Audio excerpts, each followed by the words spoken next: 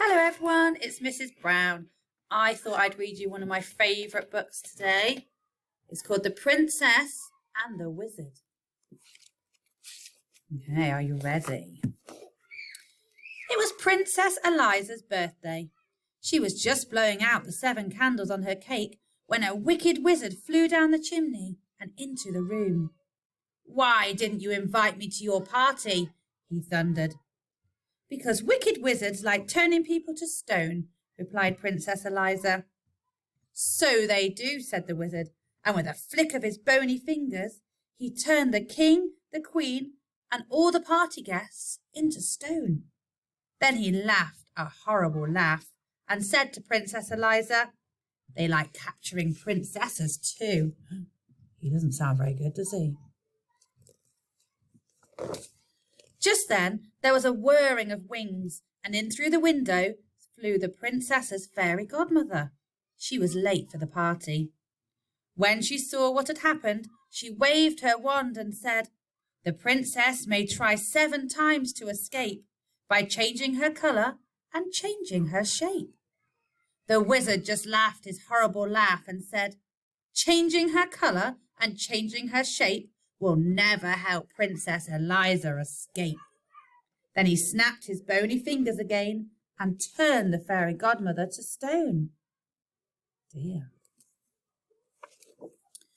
The wizard whisked the princess up the chimney and carried her away to his tall, dark castle.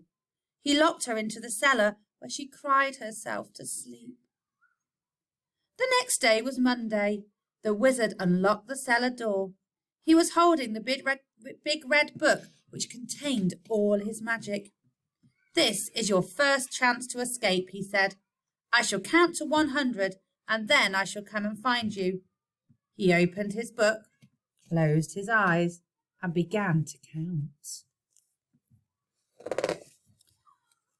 Princess Eliza ran outside. The moat of the castle shone blue under the blue sky. She jumped into the water and turned herself into a blue fish. 98, 99, 100. The wizard opened his eyes, looked in his magic book and read, "To find where Eliza is hiding from you, look in the moat for the fish that is blue." He fished Eliza out of the moat and took her to his kitchen, which was full of blue plates and pots and pans. They were all covered in dried up food. Ooh. "So you like blue, do you?" he said. "Then set to work and wash." And he locked her in. Poor Eliza. On Tuesday morning, the wizard unlocked the kitchen door. He looked at the clean plates and pots and pans, and he grunted. "Chance number 2, he said. Then he opened his book, closed his eyes, and began to count. Princess Eliza ran to the farmyard. She turned herself into a yellow chick and hid in the straw. But the wizard read in his book, "The straw in the farmyard is yellow and thick. Princess Eliza is disguised as a chick." He scooped Eliza up and took her to a cupboard which was full of yellow socks. They all had holes in them, made by his pointy toenails. "So you like yellow, do you?" he said. "Then set to work and sew." And he locked her in. On Wednesday morning, the wizard unlocked the cupboard door, looked at the darn socks and grunted. Chance number 3, he said, and he opened his book, closed his eyes, and began to count. Wonder if he's going to find her this time. Princess Eliza ran to the meadow. She changed herself into a green grasshopper and hid among the grass blades.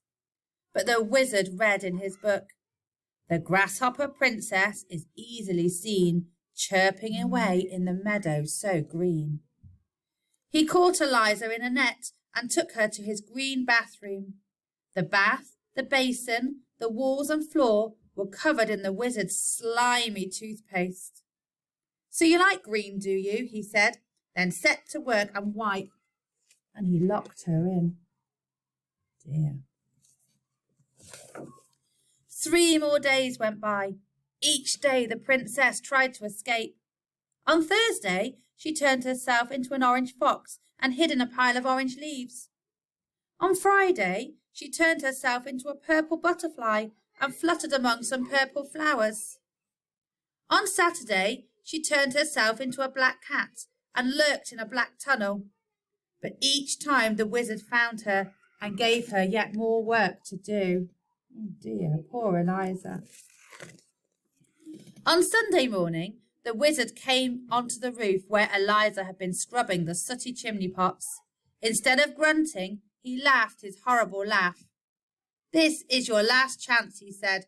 "If I catch you this time, you must stay and work for me for the rest of your life." Then he opened his book, closed his eyes, and began to count. Hope she manages to get away. Princess Eliza turned herself into a white gull and flew up into the clouds. But as she hovered above the roof where the wizard was still counting, she saw words forming on the page of his open book. "So that's how he finds me," she cried. "I shall never escape." Then she had an idea. She turned herself into a page of the wizard's book, a perfectly blank white page with no writing on it. That's very clever. 98, 99, 100. The wizard finished counting and began to read his book. The princess turned into a bird in the sky. She hid in a cloud and then had one more try. That was the end of the page. The wizard turned over to read more, but there was no more. The next page in his book was blank and white. He flew into a rage. "You stupid book," he shouted, and he hurled it into the moat. The book landed with a splash and sank to the bottom. All the wizard's magic was gone. At that moment in the palace, the king and queen and all the party guests came back to life. "Where is Princess Eliza?" they asked each other. Nobody knew except the fairy godmother, and she only smiled and said nothing. Princess Eliza had turned herself from a white page into a blue fish and was swimming to the edge of the moat. She turned herself into a yellow chick and ran across the corn in the farmyard. She turned herself into a green grasshopper and hopped over the grass. She turned herself into an orange fox and raced through the orange leaves. She turned herself into a purple butterfly and fluttered over the purple flowers. She turned herself into a black cat and streaked through the black tunnel.